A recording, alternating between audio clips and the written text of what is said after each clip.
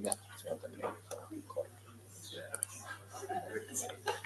banco, diciamo, dietro là siamo molti.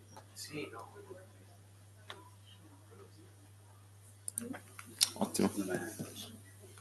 Io direi che possiamo iniziare. So, is there anyone not Italian? Yes. Okay, great. So we speak in English. Welcome everyone to the last panel of the Italian Symposium, 2025 Italian Symposium. This is our third edition, and this edition will be actually traveling around the world. This week we'll be in London, next week we will be in Madrid, and from the 11th to the 13th of April we'll be in New York. And hopefully everything will be streamed online on our YouTube channel. We are very honored to have such wonderful guests, especially with their expertise in fintech, especially for the theme of our 2025 edition on innovation. So we're very honored. I will leave the presentations to Gianandrea and to Sebastiano, respectively, from the Imperial College Italian Society and the UCL Italian Society. Thank you very much for being here, and enjoy. Yeah, welcome everybody. He already said everything I wanted to say. So I'm just going to say that I'm the president of Imperial Italian Society, and obviously we're thrilled to be here today. I don't know if you want to introduce yourself. Yeah, I'm Sebastiano. I am head of events of the UCL Italian Society. Next year I'll be president, and we really want to thank you, Umberto, for this amazing opportunity. What you've done is amazing. What you've been doing for the past few years is incredible, and please keep up the good work in Madrid and in New York. And thank you so much. Obviously, we want to thank also our guests that dedicated their time to us. And we will give just a brief introduction. So Giovanni is the CEO and co-founder of Moneyfarm, as I hope you know. And Moneyfarm is a digital wealth management platform founded in 2011.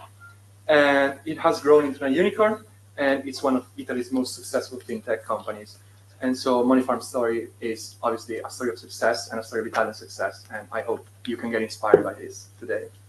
And while Francesco here is, among other things, the founder in 2016 of TrueLayer, which is an open banking platform that allows business to access financial data, enable instant payments, and connecting to banks and financial institutions, as well received the unicorn label a couple of years ago, and they will give us a bit of an insight into what the world of entrepreneurship, fintech, and finance is as of today, and we hope that it's going to be an insightful event for all of us. Yeah. So I'll start with the first question for Giovanni, and I want to ask, when you founded Moneyfarm, it was a time when digital wealth management was in the very early stages. So what was the process of thought that made you decide to, enter this world and this industry? Okay, thank you, and thank you everyone for coming. So I started Moneyfarm when I was after my first years of Deutschman. So I graduated, did a master, and then started working, and then I started banking in 2005. So I stayed in banking from 2005 to 2011. And if you think about it, I always tend to say that in those 5 years, I kind of saw 50 years of finance, because when I started, 2006 was probably one of the most profitable years for investment banking. And then kind of all went downhill from there. 2007, late 2008, 2009. I mean, I was very fortunate because I was in the center of the trading floor. So in that sense, it gave me an incredible exposure from an experience perspective. But coming after the global financial crisis, I think it was clear that, the industry had to completely reshape itself. It would have taken a long time to see those growth opportunities. And I remember reading, I always had the bug of entrepreneurship. My father actually founded an IT company, so I had the technology side on that part, and really starting to learn about Silicon Valley, how things were doing, and it was fintech didn't exist as a word, so digital wealth management totally didn't exist. And my thought process at the time was, okay, do I stay in an industry which is probably going to be restructuring for 10 years? I wanted eager to do things. I felt I learned what I needed to learn in banking. So do I do an MBA or do I do a company? This was kind of the the choice. And as I said, I always wanted to build something by myself. I was passionate about financial market and still is. I'm a bit of a finance geek in that respect. And I thought, how can I combine the two, finding a business opportunity that makes sense, and simplifying accessibility to financial advice was something that I felt needed to be done, and so I started. And what was the main challenge at the beginning that you would say? So the main challenge, I think, the beginning is always fun. So I think, and I don't know if you can agree with that, but I always, when you have the energy, you want to start, because start from scratch is from scratch. So you have a white piece of paper. I remember sending business plan to Sequoia over the email, expecting a reply, like stuff that today you wouldn't probably do. So the most challenging aspect came later, in my opinion, when you have to start really actually making a business, delivering on the results. 2008. Yeah, aligned pretty well. COVID, and I think we in the last 10 years we passed a good chunk of crisis as well. We looked a lot younger, like 2 or 3 years. But the early part was maybe very creative, very fun. In Italy, there wasn't any ecosystem for venture capital at the time. There were literally 2 venture capital funds. So I would say finding capital was hard, but other than that, it's really the best time where you can really build something. And I mean, it's a bit like when you came to the university, this kind of energy and creativity. I think it's very difficult to replicate later on in the story. Yeah.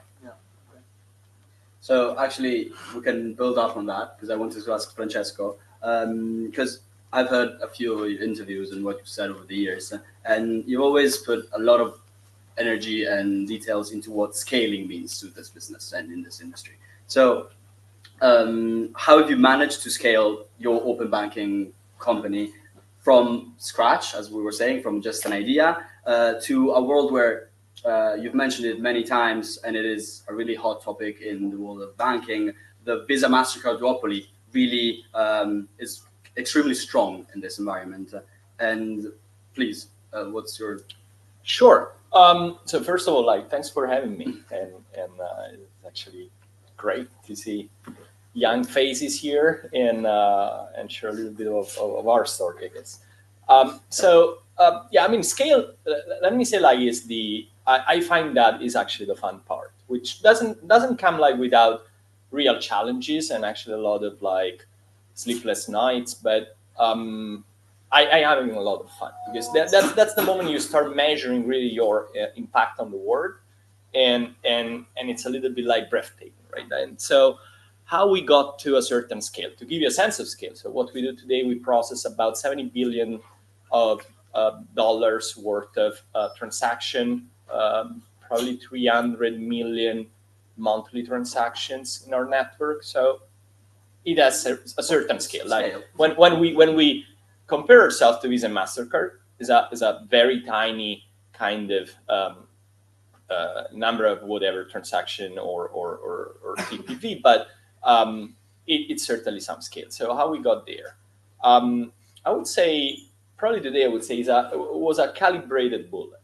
So we didn't know exactly where we were going to land, but we kind of made a determination in 2015 that in a market like Europe, when there is a change of laws and regulation, usually something new comes about and somebody else got, I wouldn't say disrupted, but certainly they have to change something, right? So we are the byproduct of a regulation that was set for here in the UK and in Europe. At that time, it was the same thing, that mandated banks to open up their systems through programmatic interfaces. And so in 2015, really, when the regulation started to be in place, myself and my co-founder, Luca, we said, okay, that's pretty cool. When banks are gonna open up APIs, somebody will want to build on top of that. There's going to be a whole new infrastructure and an application layer that is going to get in fruition of whatever services are going to be opened up by the banks. And really, we were focusing more on a technical detail of there are thousands of banks in Europe. You're not going to connect to each and every one. It's a lot of work. So you want to have somebody to do this work for you on your behalf and just pay for that service. And that's where we started, right? And at that time, we didn't really know what was the prevalent use case, like what this infrastructure was good for. We knew about what was happening in the US, because at that time we were in the US, and then we moved to the UK to follow this regulatory change. And for a couple of years, we worked on access to financial data. So it's literally the transaction statements, right? Like that sits in your bank account, whether it's Revolut or Monzo or I don't know, HSBC, what have you. You have a list of transactions, and those transactions, like all together, they have some value for instance, lenders, right, or other financial service companies. So we really focused on that. And then there was this other functionality, which was about transmitting payments through the real-time settlement network that actually you use every single time you send a wire transfer, right? And we were very much focused on data and very little on payments, up until someone in the team one day started to say, oh, I made my first payment, and was like just hacking and testing out things against the bank, right? And we gave that product, that aggregated interface, to a bunch of developers, and 6 months later we were processing 2 billion worth of transactions, right? And so that we knew that, okay, that's the use case.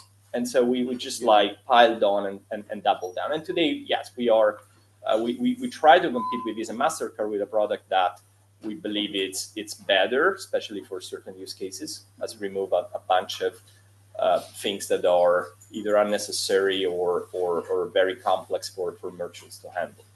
But scale is also like, how do you scale in terms of people and team and thinking, right? And that's kind of also the fascinating part, where like you need to start selecting the people that you want and guide them to like somewhere, really get them motivated, make hard decisions. Talk about that. So yeah, that's fun too. Would you say that the first step was the hardest one? To rewind what we were saying. I mean, every step of the way is hard, because you're just coming from a different. Like today, if you ask me, was it hard to raise your seed round?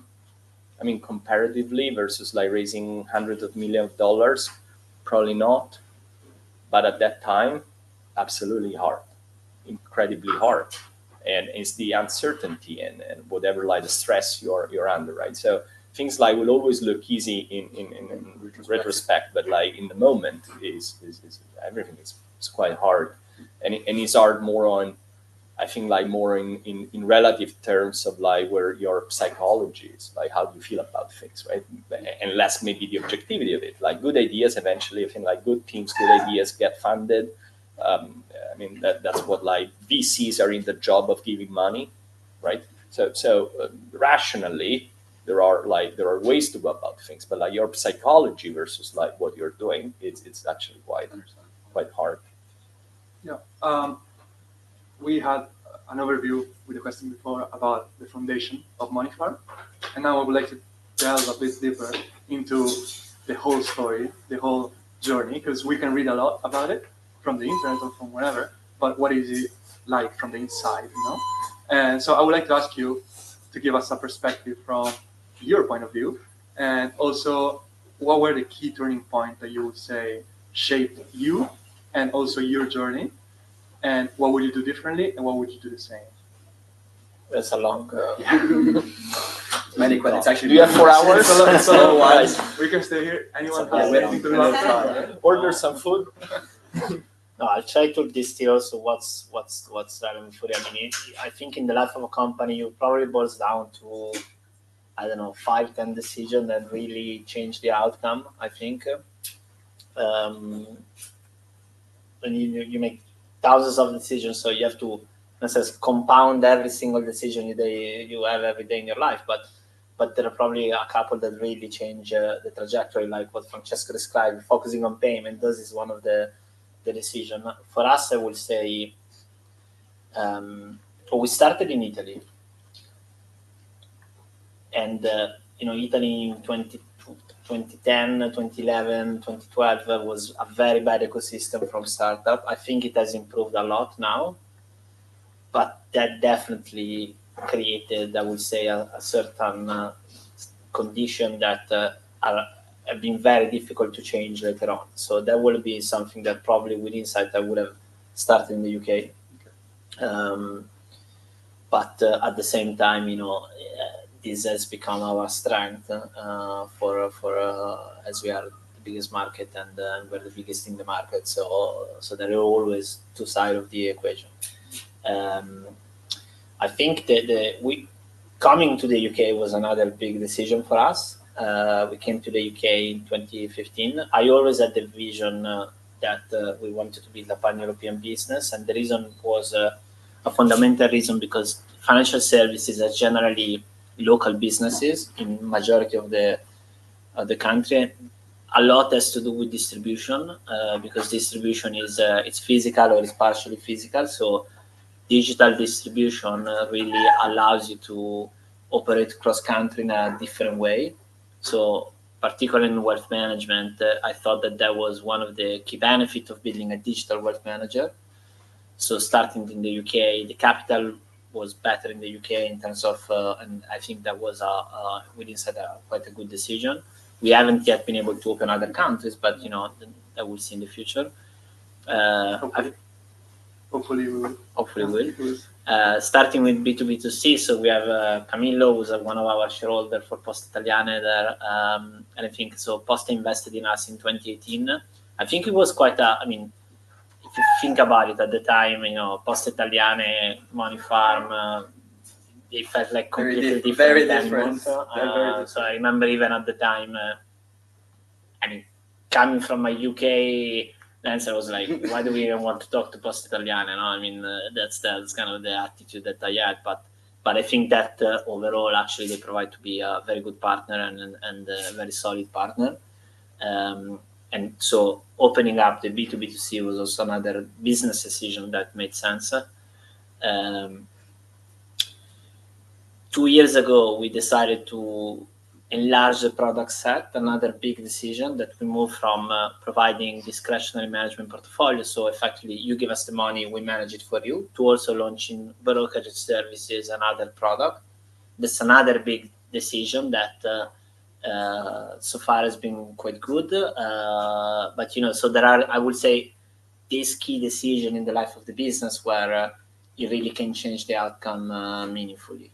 And I would say those are for us the key one, at least in terms of business rationale. Okay, yeah. So that was...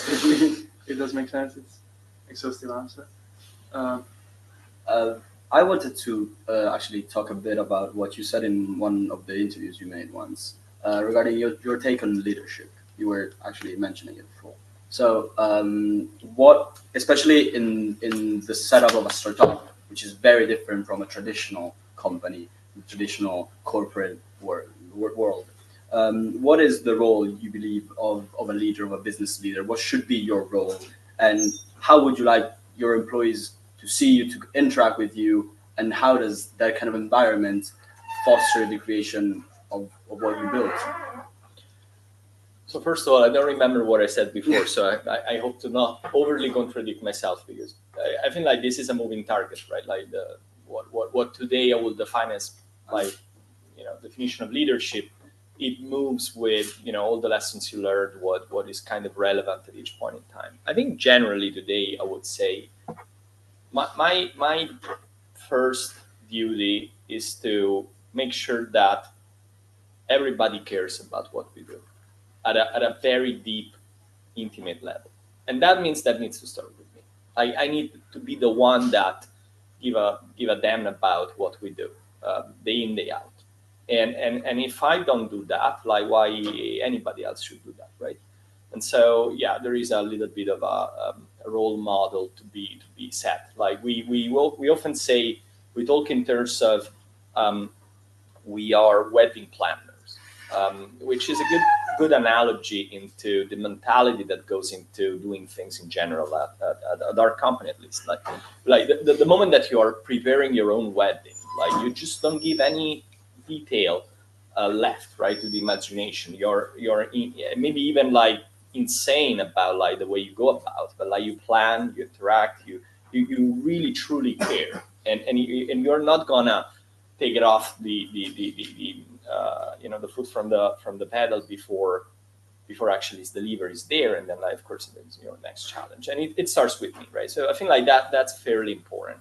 With that, I mean, that being said, like the I would say on the other side is you want creative thinkers, you want people that are actually contrarian and independent from what like being able to contradict you, right? Like the best ideas are most likely not my ideas, but like others people's idea, right? So you want them to be able to do that, and it's not very easy. And I think like with scale, like more people you add, and harder it is to get really truly independent thinking, because I think is just byproduct of social structure. As they grow, it's very hard to I'm the CEO, and people like are they gonna contradict me? Like, if I want to overrule somebody, I can do that, sure. Like if I want to win an argument, I enter in a room, probably people are gonna agree with me. Do I want that? Probably not, right? And it's very hard to create that sort of culture of being able to speak up and being able to say, look, the boat is going against like a big mountain of ice, so maybe it's better for us to change direction, right? And it's very, very hard, and I see that every day, this sort of tendency of like pleasing people up instead of like being the engine of change at every single detail, right? There is some sort of like you need to take like the big decision, sometimes like the small decision. Like it's building a company from scratch is insanely tactical. Like you have to basically in a given day, you may kind of like decide the brand of the coffee machine, and also what we are going to do in 20 years, right? Like, and it's kind of like this treadmill of infinite like tactical things, and in the moment you may not know actually what is really strategic and what is really tactical, right? And you just like see that with the benefit of insight. So I think is very good to, I find very useful to remind myself like, okay, what I kind of directionally believe, and get people behind that sort of sense of direction, but try to empower to a certain extent like the tactical choices, right? Then that's kind of like maybe my interpretation of like how do you delegate things. Like you try to delegate as much as possible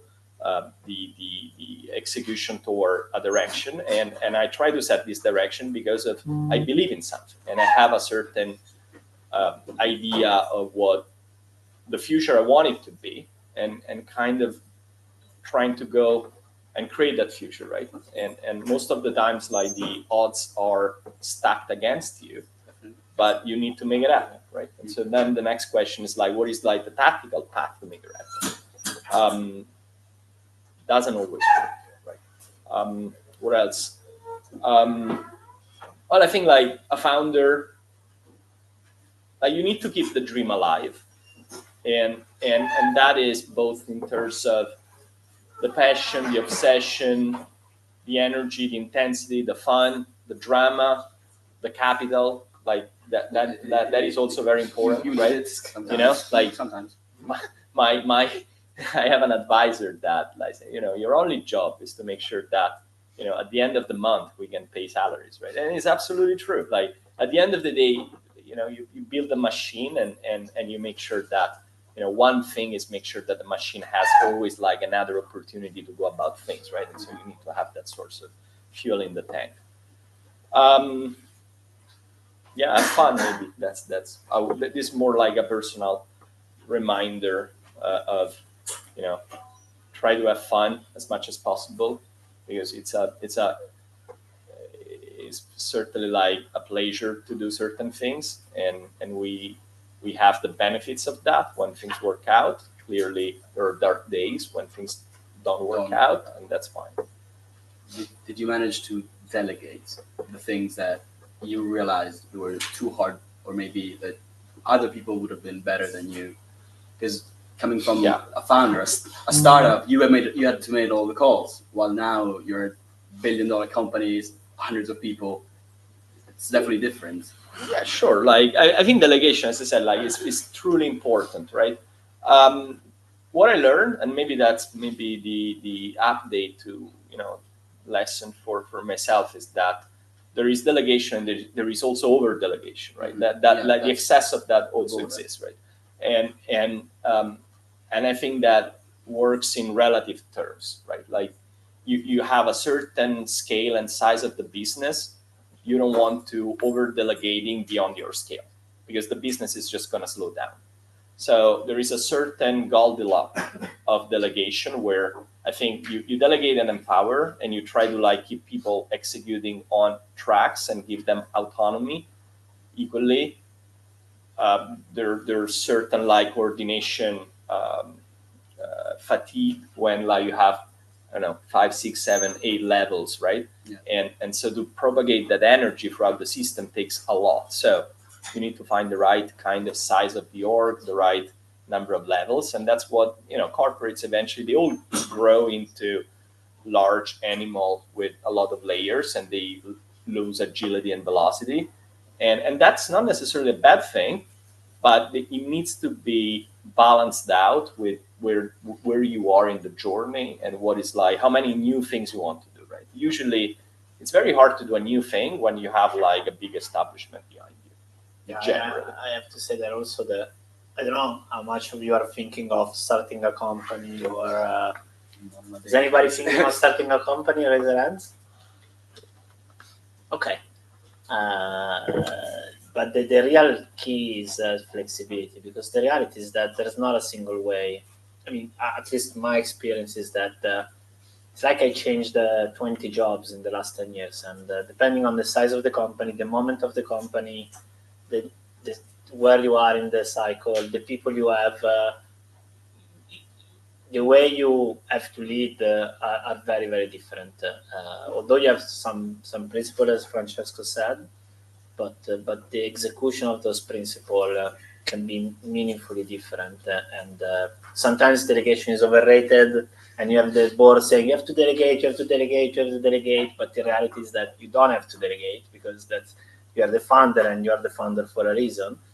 Sometimes you are way too constrictive in the details of the organization, but you will find always people who says entrepreneurs are too much in the details. I think that's just now there is founder mode. There is founder mode, which I suggest you read it if you are good.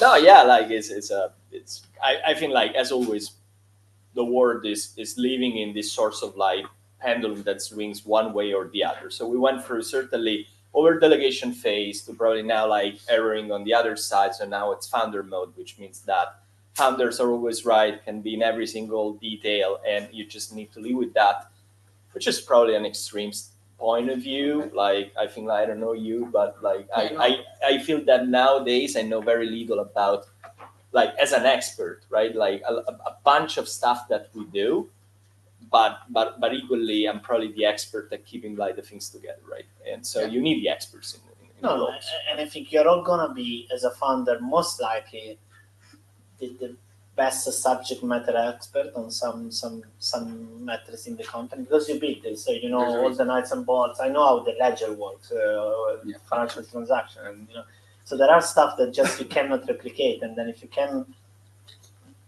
pass the knowledge and make it accessible for the rest of the organization quickly without undermining their empowerment, that is really when you can start things moving much faster.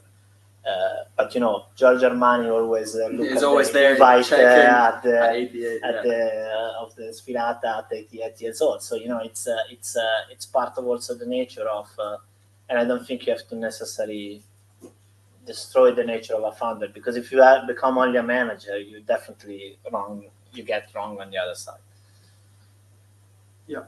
Okay. I would like to move a little bit to the future of both of your companies, let's say. we are living in times where everything changes extremely quickly, and especially everything that is related to technology. So we have seen trends that may not be trends, but may be something that becomes integrating part of our lives, like, for example, AI and automation and all these kind of things. How does that affect both of your companies, both of your industries, and what do you see in the future for yourself and your companies? Go for it. So I think you are super lucky, all of you, because you are in the.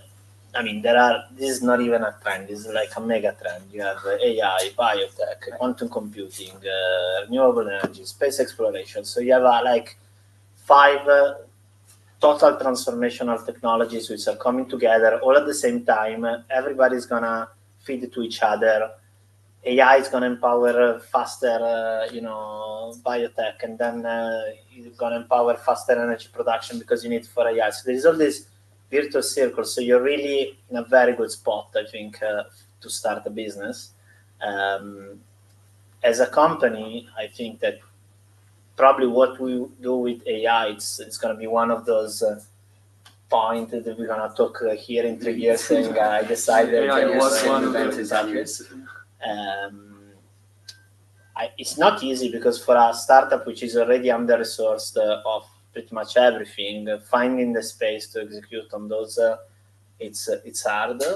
And but I think that it must. I mean, for instance, for Moneyfarm specifically, wealth management is about relationships. So just the ability to convey information through a conversational interface can materially impact our conversion, and that's something we have to do. Like, it's just that there's no way in the world we can say it's like we don't use electricity. You cannot use electricity. So the question is more the how, which is really difficult. And how do you allocate the right resourcing, because those stuff is expensive and quite focus and dedication. So it's about creating the space to do that.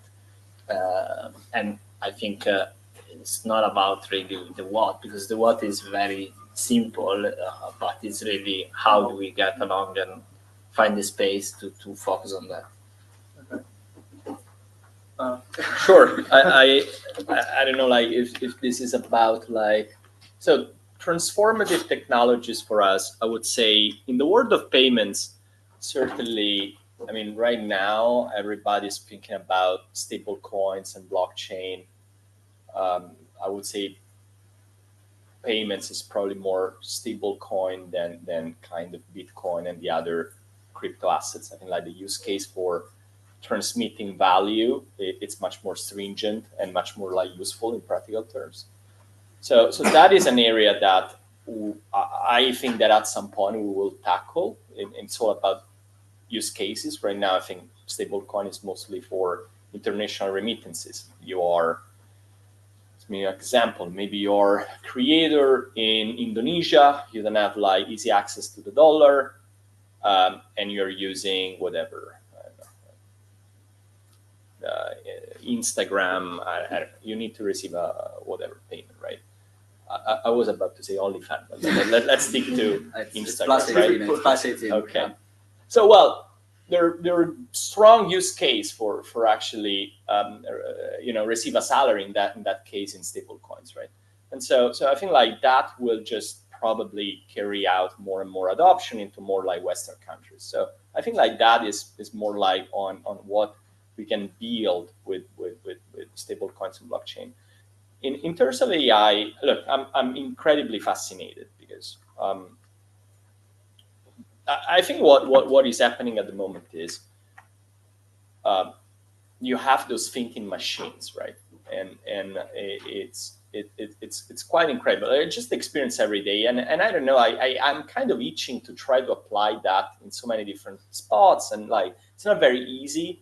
I think that there is we are gonna go through a lot of resistance into try to understand what is the right modality, because it's very easy to say, oh, I'm gonna whatever fire people and replace it with AI. It's not as easy as that, right? Like you probably the mental model of I'm gonna scale sublinearly versus like the size of my business because of AI. So I'm just gonna hire less, or I'm gonna have like incrementally many more like virtual employees than actually or employees directing virtual employees, right?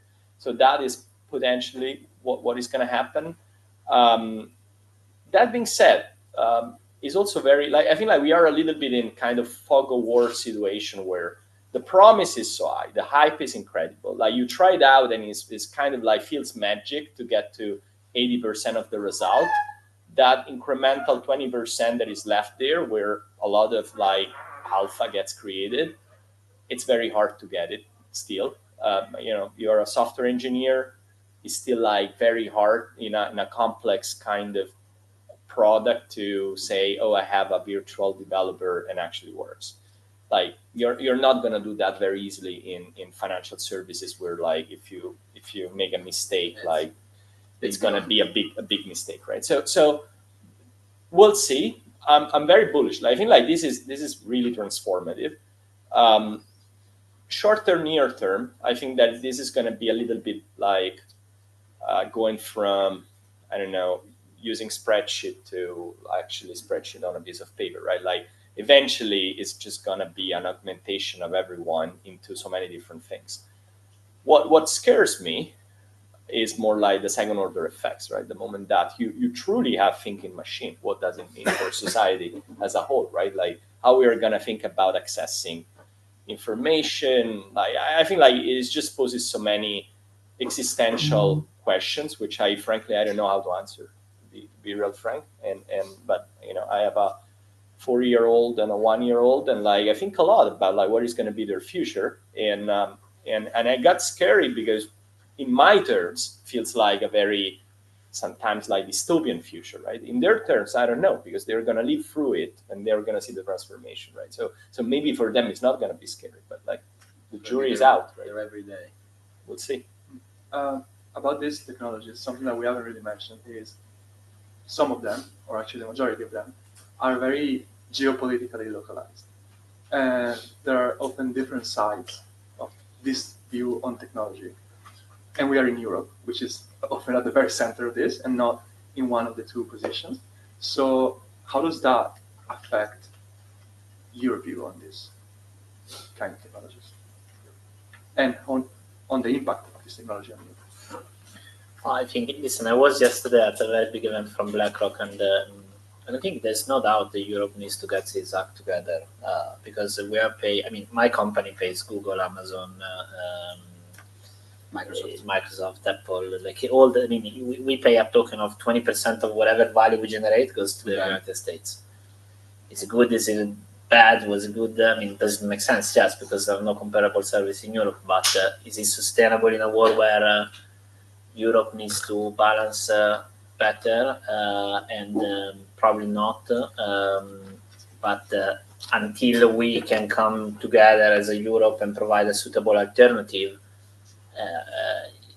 it's not going to change. So I think that it's really about creating alternative rather than focusing on not doing that, because you can move to an AWS cloud or somebody else, but where do you go? There's not a single European business offering the same level of services. So I think the real problem, which is again it could be an opportunity now, is how does Europe create competitive technology services that can be used with the same rate? And I think there is effectively a new stack being created because of the new technology. So maybe there is a small limited window of opportunity to rethink some of that, but it's really urgent, and it's a big question mark whether we will be able to do it. I don't know. Yeah, I think the first thing we need to establish in what source of what kind of world do we live in, right? I think from a kind of economic perspective, there's probably two stands you can take. One is we are kind of all against each other and kind of competing for scarce resources, and that's one word. And the other is that actually it's more collaboration creates a greater outcome, right? And I think for many years, probably in the post-war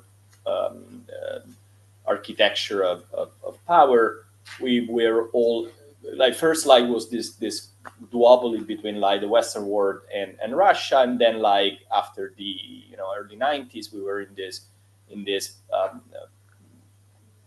phase of a little bit of abundance, if you want, right? Where we like the idea was that we are not really competing with each other, we are more like collaborating with each other, and it's not like me against you, right? And we are a little bit reverting into a world where regional power and kind of like an ability of controlling the value chain more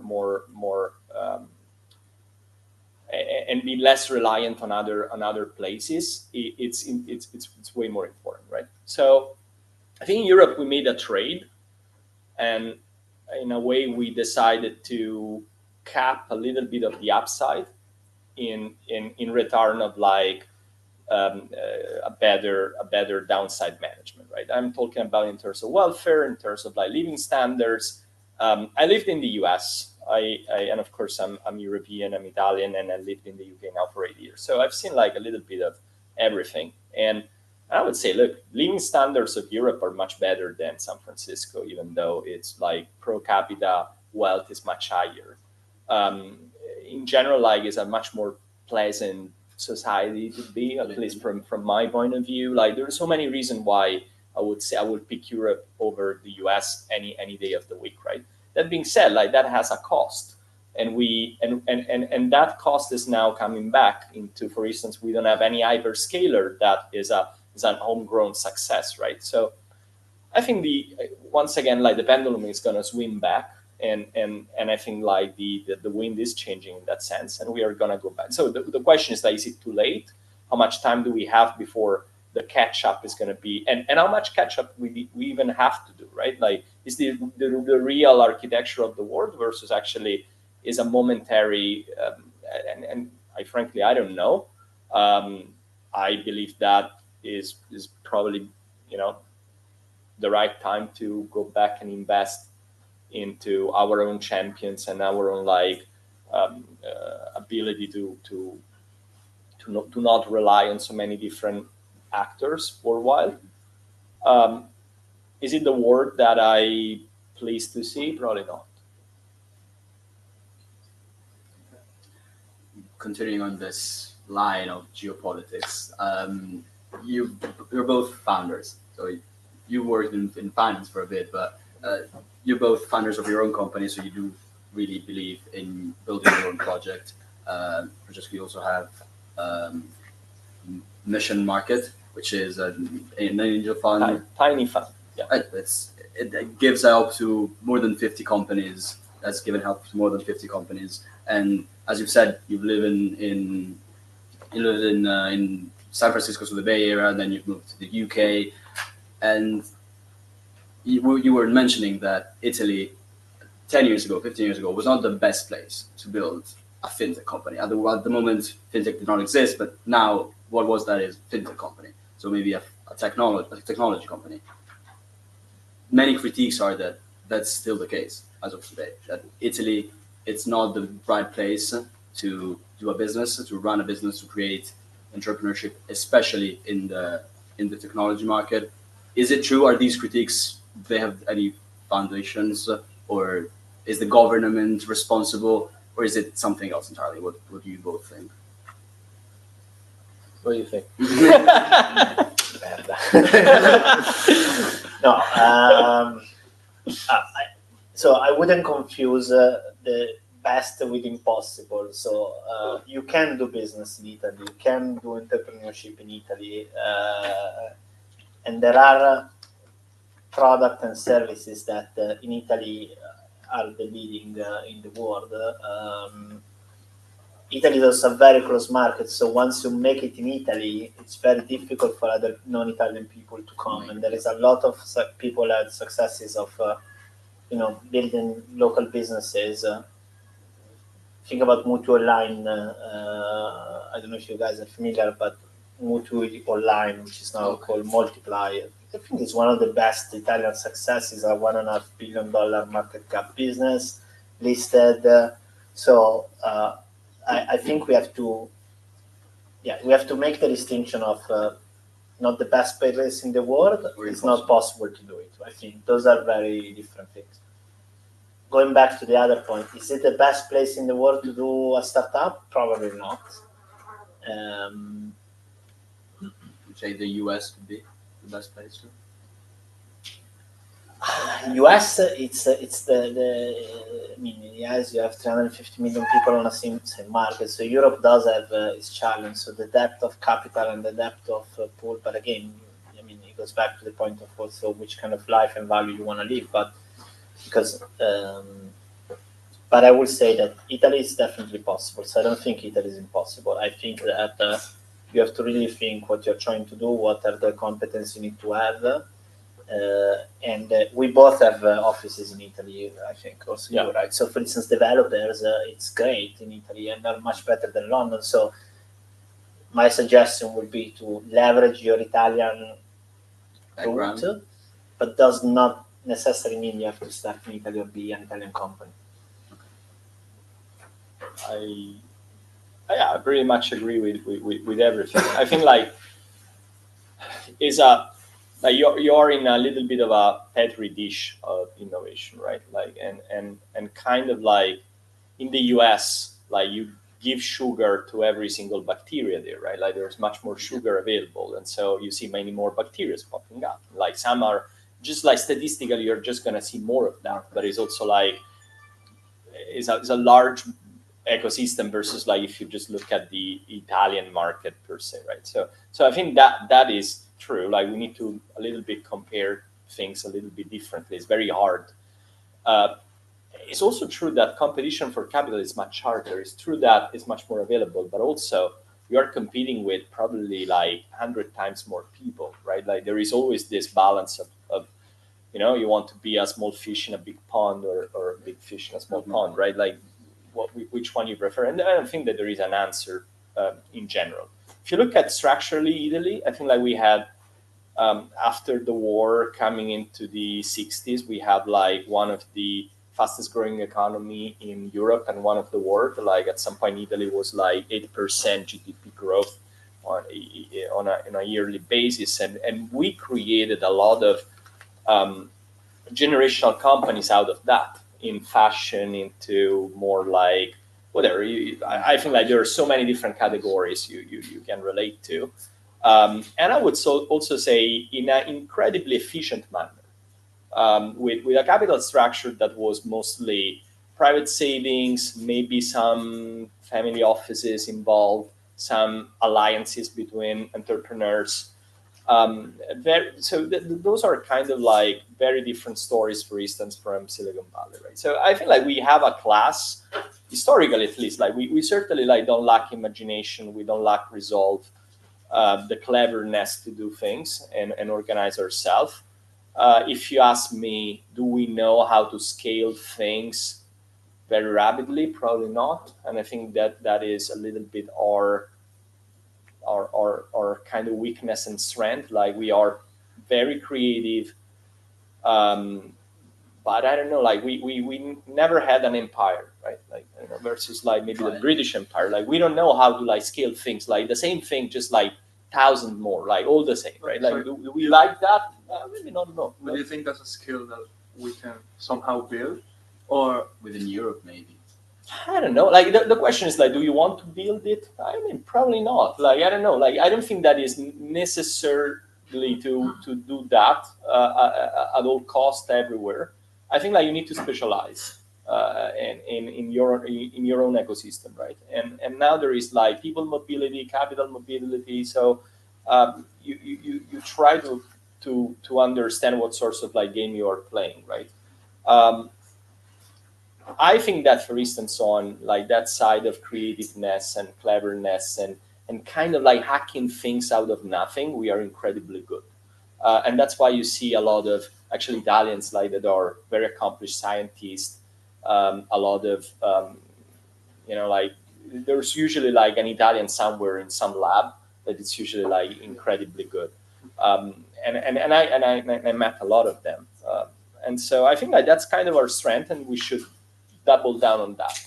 But there's nothing wrong with Italy or like starting a company in Italy. I think like today, like if you want to take the venture capital route, which by the way, it's one route, it's not the only route, and it comes with, you know, like there are a lot of benefits, but also some caveats and some catches, right? And so, but that route now is much more open than before, right? You have a lot of operators. Frankly speaking, a lot of like UK funds are frequently in Italy, US funds as well.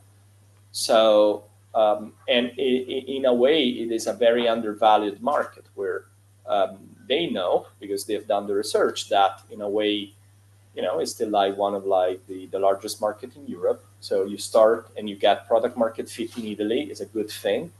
And there's less competition and probably valuation are a little bit lower for that reason, right? And so it's a good deal for investors. So there's going to be more. And I think like I'm very bullish on that sense. That being said, is the only way? It's not the only way. I think like there are like industrially, we have so many successes. We just need to maybe tell our story a little bit better in that sense. Yeah, also because I mean the cost structure of Italy, I don't know, but you know probably far better than me. But if you replicate a Moneyfarm construction in Silicon Valley, it's maybe 2x. Yeah, flat out, like from a cost perspective. Okay. So there is actually Europe has still an advantage in that sense. From for instance, how much do you pay a developer at the entry, university entry? Probably Italy versus the US is almost 2 times, I guess. 2 times. Yeah. So you know, but these are not immaterial benefit when you're bootstrapping a business. When you start, more. So these are, and you always have to think that it's not like when do I start a company. In principle, you are an Italian living here. When do you start a company? Not that the next guy is somewhere else. So you have to leverage on your strength. I think I'll just ask our last question. Yeah, if I can. and then we will have some. And then we'll have a few minutes for the audience to ask something. Would you, as founders, would you say you're dreamers or people that have like repeat that? Grounded into reality. Because it's one, like you can't have only one of the two things, because if you're too much of a dreamer, you'll never build or you'll never actually realize what the limits are. While on the other hand, if you have too much of feet on the ground, you only see problems while creating anything, you're never going to go anywhere. So probably you're more of a dreamer than anything else, but who did you have that helped you? Or I see you're. Yeah, I don't know if I don't know. Am I a dreamer? I'm not. Like I think like I'm reckless. Sure. I think that I have a not for everything, but for a few things, I have a feeling of risk that is probably very different than other person. Like I just like, I don't know what is the right analogy, but is the poker player that is just like a different risk tolerance than another. And I think that that's probably true. Now, that makes me more of a dreamer or a practical person. I think that you are, I would say, especially in the very early stages, you have to be incredibly practical. That there's no way you're just like, you need to take every single shortcut, find like edges, and so so you just can't be a dreamer in an abstract terms. But I think like you need to have risk tolerance. Now, what I will define as risk, like as a risky thing for many people, in my like the way I always like perceive that is actually it's not very risky. Like this is something I was we have a lot of conversation with my younger brother, which like he actually started a company very recently, but he was a researcher for all his life, and like his perception of risk is very different than mine. And I don't know if it's gonna work out, but I kind of told him, look, like what do you have to lose, right? Like you're probably gonna meet a lot of smart people. You're probably gonna end up into whatever like better position than you were before. You have learned a lot. You have independence, like you're working on your passion or your obsession, like what can go possibly wrong, right? And for me, it's kind of like simply said than done, right? but for him wasn't, right? Like he had to come about quite a lot, and I don't know if it's a good thing or a bad thing, whatever, right? But it's just a thing. Like my risk perception of reality is a little bit different maybe than others. You didn't seem convinced. No, no, definitely. I wouldn't call me a dreamer. No, I'm almost a pessimist. Still, you made it. I'm very paranoid in a sense, like, but I also have a lot of threshold for uncertainty. So Right. There's definitely, I mean, then each one of us needs to find what motivates him or her. But I want to build something, that's for sure. And I have a high pain for uncertainty. I'm okay with uncertainty. I think I always have been, and that's.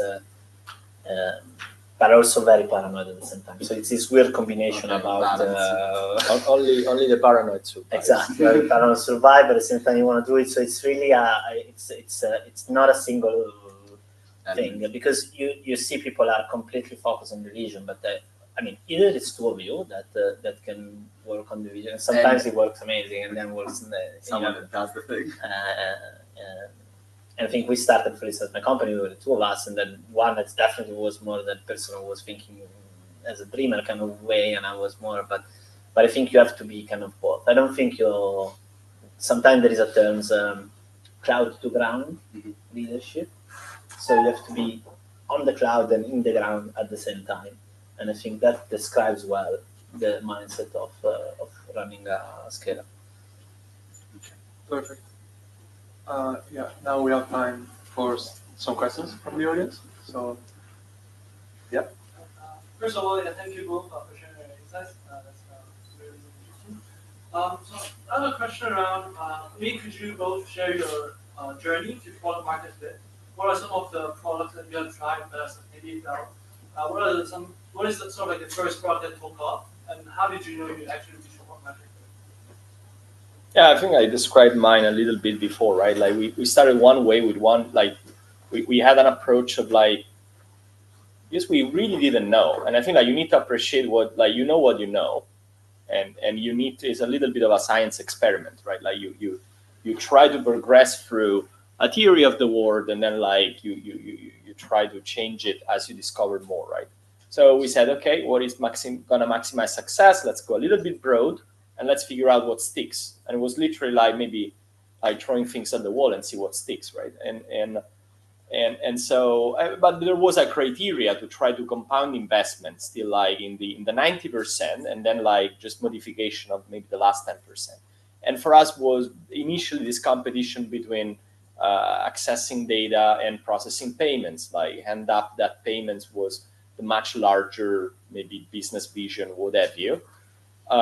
Interestingly enough, like for us at least, like the data product is coming about quite a lot, and we see a lot of synergies together. So now, like this is very recent, maybe in the last 6 months, we see a lot of like resurgence of demand for like maybe the old product, and so we are now rethinking about that. So that's also an interesting thing, right?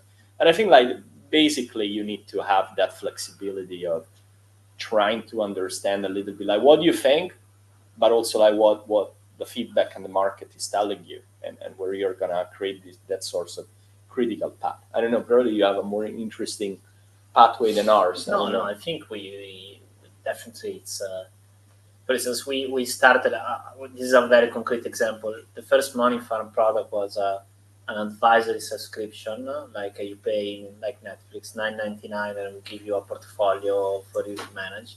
And we thought at the time that we could connect to banks API and execute the order, but it turned out it was impossible because no banks wanted to have any API. But then we moved to discretionary management. So we connected the advice to actually the implementation of the advice. And that completely changed the economics and the perception of the product. So you have kind of these product choices that you validate by looking at the KPIs. And for us, that was a clear signal of going, okay, we moved much closer to product market fit. And that's a very concrete example of something that changed for us.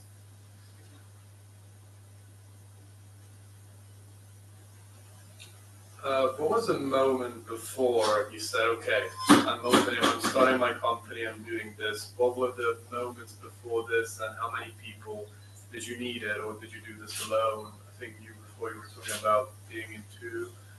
So yeah, what happened before that? So I'll tell you like the story before the story. So I started playing with computers that I was maybe 11, 12, like when my dad like brought home like the first PC, right?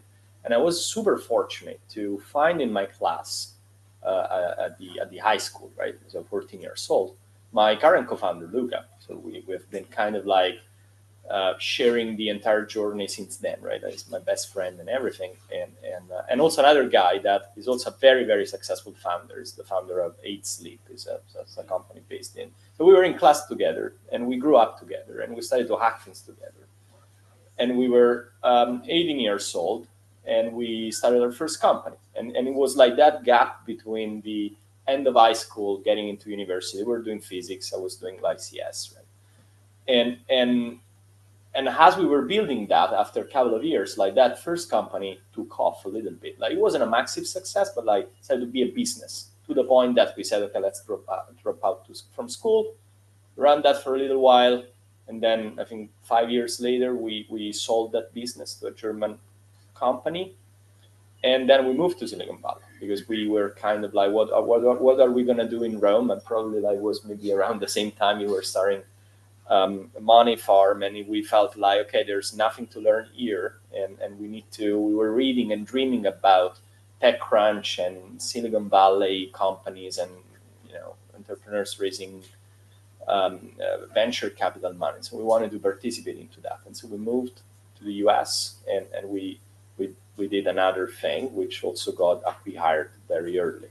It was like, I think like there's this concept of like failing gracefully. I think like it's very important in entrepreneurship. Like you're gonna fail so many times that if you let any failure to break you up completely, you're not just gonna be able to restart again or like just find the pivot, right? So I think it's important to fail, but also fail gracefully, because like that needs to position for your next move, right? And I think like we were good at doing that, and so we find ourselves in 2015 with Luca saying like, okay, we want to do stuff together because we like it, and we were kind of itching to do something, and so I don't know, I think like we picked one thing because like it was really cool, and I think like that naivety of taking the first step is actually quite key in starting a company. Yeah, my side is slightly different. So the person, Paolo, my founder, is much older than me, and he was, but we were working together at Deutsche Bank. So he resigned, I think, in 2008 or something, and he was starting to feel something, like thinking about stuff. I invested in a company he was doing, which was a peer-to-peer lending business, one of the early fintech concepts that now is completely dead. But then we started working a bit more together. I like wealth, and I was thinking, how can we do with wealth? We thought about being a bank, building a bank. What do we do? What we can do? So we really started working on that, and then we came to the idea, and we started raising money and that. There was another question. Okay, you go first. I'd like to know how was the deal with like Italian bureaucracy to found a fintech in a market that did not exist yet?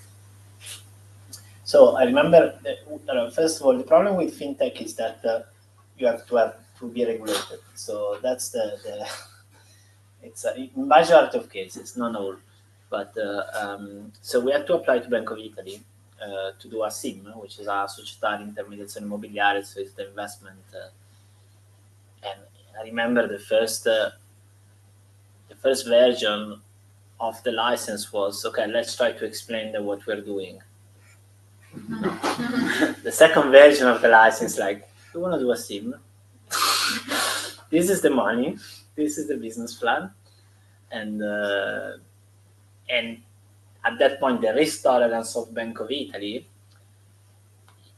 in Italian, you have to show profitability if you don't show profitability in 3 years, they don't generally approve your business plan. So we fake the numbers massively, and then, remember this is recorded. I caution you. we had Not your lawyer, but like customer acquisition cost of 50 euros, which you never had ever in the last 10 years. So, but you have to do it otherwise. So, in other words, you have to hack the system to get it done. But then I have to say, Bank of Italy has been very good with us. I mean, once they understood it, the business model, the difference we were putting to the consumer, the fact we were cheaper than everybody else, the fact that we were really trying in the system. I mean, in touch wood, but in 10 years we never had an inspection. They were always supportive, so I think that was actually in the end it worked quite well. Yeah, I just had some questions about how your past experiences shaped the way you built your companies. You mentioned that you've been in Silicon Valley. I was wondering what you learned from the Silicon Valley system that you brought into your company when building it. I've been there 2 weeks ago. I was there, and I was quite impressed by the ecosystem that is still present there. So I wanted to get that. And also for Giovanni, I wanted to know how your experience as an investment banker actually shaped how did it help you in building your company? So I think a couple of things. Like first one is sense of ambition and kind of like this idea that, for instance, with the analogy of like Bank of Italy asking you to be profitable after 3 years, right? Like, I mean, you are much more unconstrained as a way to go about things in more like the Silicon Valley way, which like makes you a fool most of the times, right? But like when you get it right, then like makes you a genius, right? Like then everybody would say, "Oh, you're a genius," but like the reality is that you were just very fool at the very beginning, right?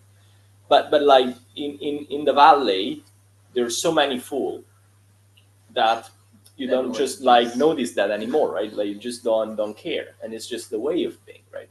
And so I think that has a lot of impact into the way you go about things, and I have to appreciate that coming back here, which I would say is a good probably mix of a little bit of hyper capitalist American environment with a little bit of more European vibe. We were certainly more aggressive than the average UK startup, which was more European in that sense, right? And I think like European investor at that time liked that a lot. That sort of more kind of like go big of go home attitude, where like you're not even trying to find an outcome that is kind of like midway. And VCs really also want to hear that, because for their own economics, right, like it's a go big or go home kind of outcome. So I think that shaped us quite a lot.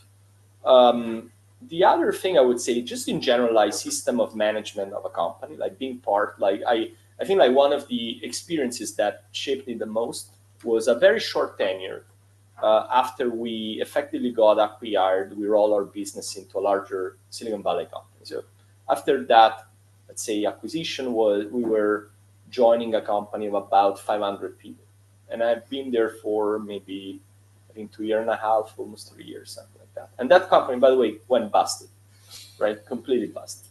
So and that teaches you something, right? Like that sort of idea that things are like, okay, how you run a company of that size, what are like just the ritual and like things that you do and you don't do, how people think, whatever. But also what like in a way is the story of like you can always fail. There is this sort of like, yes, go big or go home, but like you can go home, right? Like and then it's fine. It's part of the way you design things, and you don't, I mean, of course, like I'm scared if I think about that, but like in the act of doing, I'm not scared, right? And so I think that was like a huge lesson, frankly, for us, like seeing through that reality. It's very hard to describe if you're not there first. My side, so I was in trading, so So there are different parts of investment banking. So if you are a bit familiar with that, there are very different practices. But I mean, particularly at that time, the trading floor, and I think in general, investment banking was very entrepreneurial. So I think that you have to make money. This is the phone. Go. Like and it was amazing because if I was super young, very ambitious. It really taught me entrepreneurship, I think, in the real sense of the word, and at the same time a culture of excellence, because in banking you're still all to a certain level of quality of outcome, and so it influences a lot. Then there are more negative part that you change direction every 5 minutes, which is maybe in the corporate world is not necessary. Enough, but that sense of entrepreneurship and quality, I think it's really good, and I think the first job you get is probably the most important in your life. So you have to get that right because it really forms you in the way you think about things. And for me, that was kind of a very useful experience. Is investment banking today still the best thing you can do? That's a very difficult question. Camillo, you are. It depends. I would say I think it's remain one of the best things you can do. That's the way I would characterize it. So I think that, for instance, big tech company, I still don't think allows you that have set a certain level of quality standard. So if you go work at Google as an early guy, and maybe you have a different view, Francesco, but the good thing about banking is that really teach you a certain discipline and a certain quality of doing things, which could also work for McKinsey or for which you don't have that attitude on tech. But on the other hand, do I see more opportunity in tech in the next 20 years? Yes, hands down, yes. So I think that it's not an easy call for me. I mean, provided that you need to be more into the, you need to like that to some degree, right? But if you ask me in terms of the character that it develops out of you, I would say yes. Some of our best employees and just best people that I work with are coming from unexperienced in investment banking, and usually early on in their career. I think it teaches, it's kind of the tough love of really level of excellence, level of details. Frankly speaking, working your ass off and being always available. But I think you need to have some experience of that. I think we lost a little bit the art of tough love. What does it mean, right? I'm a spoiled generation. Let's be clear. I'm not saying the good old times. I'm already a very spoiled generation, and so. And I think that source of rigor teach you something character is so important. Now, I think that also investment banking gets a little bit the soul out of you after a certain point. And so, and for certain people, it's the best thing can happen in their life and happy days. For others, maybe not. I don't know. That is very personal. But certainly, I think in that sort of how do you develop a methodology, character, way of just approach things, I think is an amazing school. I mean, one thing to say that I would think we insight, if you want to start a company, being part of a early funding team, ideally successful one, would be very important, because also you do mistake not on your own equity, but the equity of somebody else. So I think that really would be an experience that if you can find a way to do it, I think you will be able to do it. Yes. I feel the analogy is in every kung fu movie, you want to start with the master that teaches you the hard lesson, you carry the water, grab the stairs, and you do all this kind of stuff for some period of time up until you are just that's car into it. Yeah, I mean it's kind of doing a little bit of the hard stuff, and I think that is so important, and I think that's maybe what you are doing right now. My whatever, if I can suggest anything. It's just like don't be shy of doing the tough jobs and put the hours and put the work, because you need to be a little bit obsessed about something to excel at something, right? So just do it. Okay. Any other question? When you were talking about Giovanni, the quality of the things of the company, like the quality and the detail that you put in, how does that differentiate from other states, like from the United States or Europe in general? Because I think what you guys do, and maybe also as Italians, we put a lot of detail, we put a lot of quality in the work that we do, and that's what differentiates the product from other companies maybe in the States, but they don't put the consumer as a center, and they maybe have other things along their minds. And is this true? Like, do products like Moneyfarm put the consumer at the center of it and put the quality and etc. of it, versus maybe other competitors in the States that are culturally different? Is that a thing? Or is it just because you want to do stuff that's good and that's just how it is? No, yeah, I think I think that in a digital product, so definitely,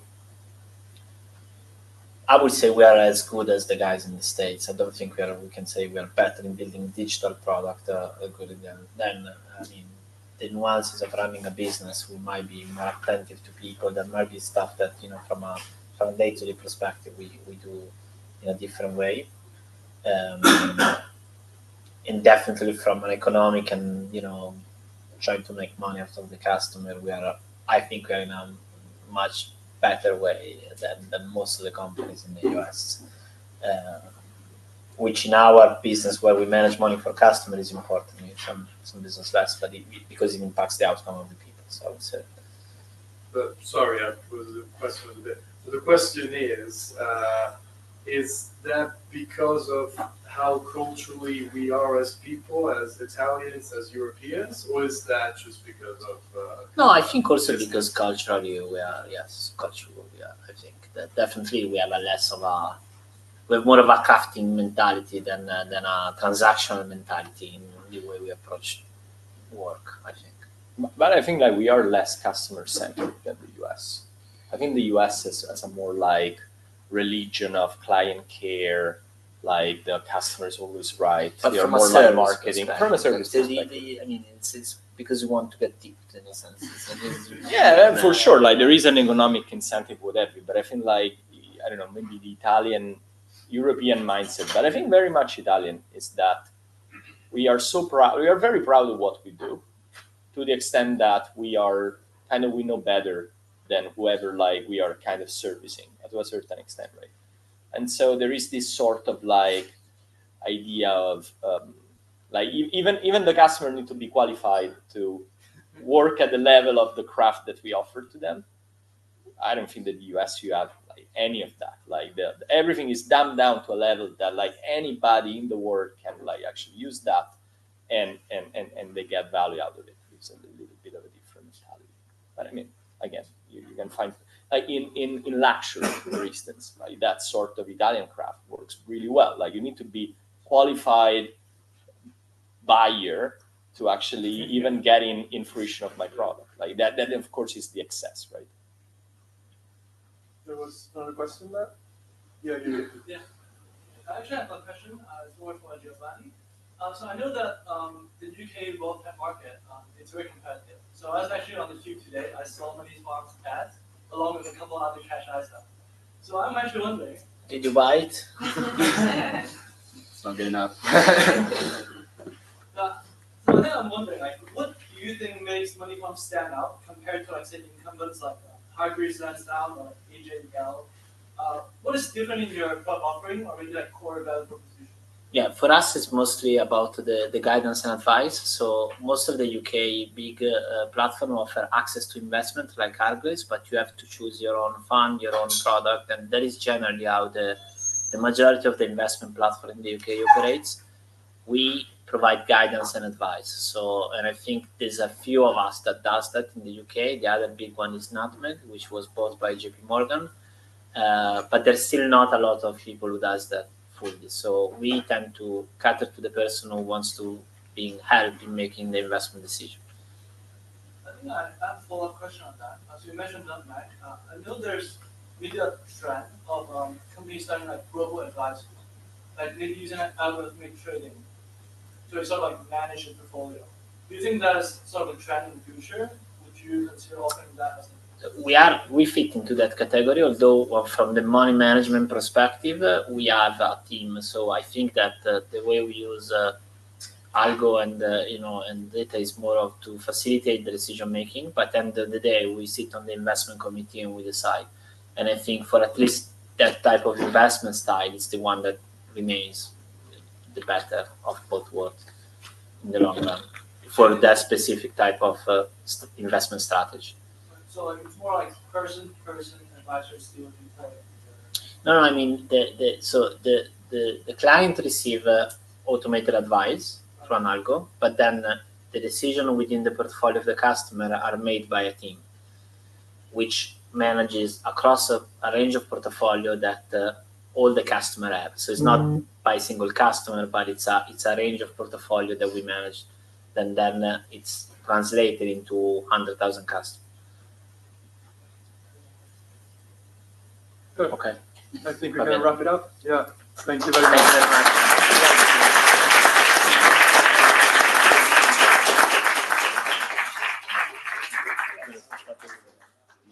Good job. Abbiamo tenuto un po' troppo.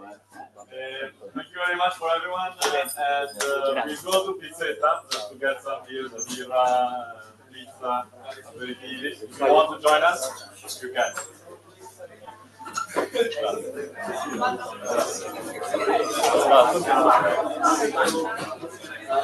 Gianni, c'è un bagno qua.